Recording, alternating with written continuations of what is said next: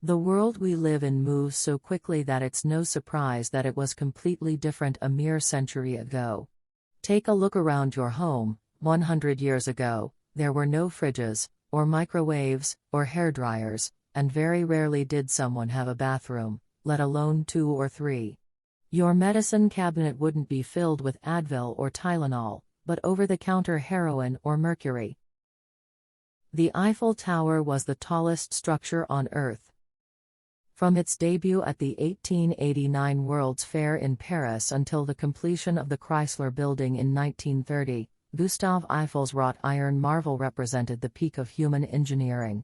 It's still the tallest landmark in the City of Light today at 984 feet, but pales in comparison to the current global record holder, the Burj Khalifa, which stands at 2,722 feet. Teenagers didn't exist. Yes, young people between the age 13 and 19 walked the earth, but no one called them teenagers until the 40s, when high school enrollment became standard. Back in 1910, only 19% of 15 to 18-year-olds attended secondary school, and a mere 9% graduated. Woodrow Wilson was president. After William Taft lost his re-election campaign in 1916, the Democratic governor of New Jersey took the Oval Office.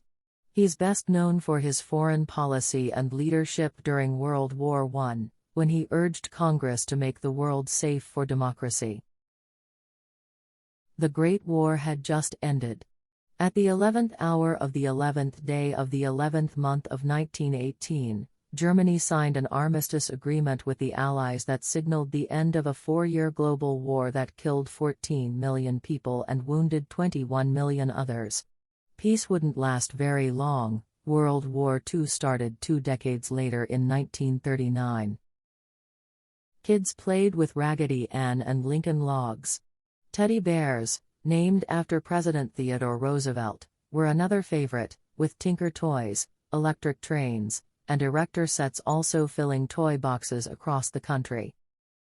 Birth control was brand new.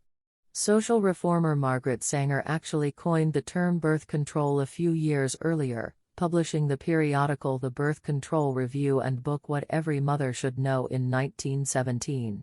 She helped establish a woman's right to contraception, but not without many legal battles and a 30-day jail stay for being a public nuisance. People took streetcars to get around. Subway systems had already launched in New York and Boston, but competing companies also operated elevated trains and electric streetcars in major cities. Combined with growing automobile traffic and the continued use of horse-drawn carriages, the roadways were a crowded place to be. Groceries were a lot cheaper, kinda. Back 1919, the average price of bread was 10 cents, butter cost 68 cents, and eggs went for 63 cents. However, a middle-class family only took in about $1,500 per year and saved less than $100 of that annually. Alcohol was officially illegal.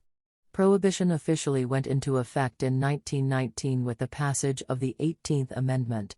The temperance movement cited concerns about the effects of alcohol on political corruption, spousal abuse, and public health, among other consequences. As of 1933, you could, legally, toast to its end. People spent a lot more on clothes. Taking up an average 17% of total household expenditures, people doled out over $200 annually on their outfits. Post-war trends for women included tubular silhouettes that would morph into the flapper dresses of the 20s. The movies were silent. With the first Oscars still a decade away, people flocked to theaters to watch silent movies. Stars like Charlie Chaplin, Mary Pickford, and Douglas Fairbank even founded their own studio in 1919 with D.W. Griffith. Women still couldn't vote. The public contributions of women to the war effort helped out the suffrage movement. Almost exactly 50 years after the Seneca Falls Convention, President Woodrow Wilson would urge Congress to pass the 19th Amendment, which was finally adopted in 1920. Minimum wage didn't exist. The good news, the unemployment rate was under 2%. The bad news, managers could pay insufficient wages, and work conditions in sweatshop factories were unsanitary and dangerous. A federal minimum wage law didn't pass until 1938, when it was a whopping 25 cents an hour. People ordered homes out of catalogs. Starting in 1908, Sears Roebuck started selling the supplies for entire houses in their popular catalog. The retailer marketed several hundred different designs until the end of the program in 1940, and many of these iconic kit homes still appear across the country today. Modern conveniences included toasters and zippers. Call it revolutionary, but toasters only really started appearing in American kitchens in the 1910s with General Electric's widely available model. Inventor Gideon Sunback received the patent for his separable fastener in 1917. The name zipper didn't take off until the 20s. Mass-produced foods were a new thing.